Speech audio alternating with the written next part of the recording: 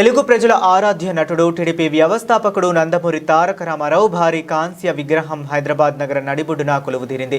అమీర్పేటలో మైత్రివనం చౌరస్తాలో ఏర్పాటు చేసిన 23 అడుగుల ఎన్టీఆర్ విగ్రహాన్ని ముఖ్యమంత్రి రేవంత్ రెడ్డి నేడు గురువారం ఆవిష్కరించనున్నారు. ఇక జూబ్లీహిల్స్ ఉప ఎన్నికల ప్రచారంలో ఇచ్చిన హామీకి కట్టుబడి సీఎం ఈ కార్యక్రమాన్ని చేపట్టారు. స్థానిక ఎమ్మెల్యే నవీన్ యాదవ్ ఈ విగ్రహ ఏర్పాటులో ప్రత్యేక చొరవ తీసుకున్నారు. ఎన్టీఆర్ అభిమానుల చిరకాల వాంఛను నెరవేరుస్తూ ఆయన ఈ విగ్రహాన్ని ప్రత్యేకంగా తయారు చేయించారు.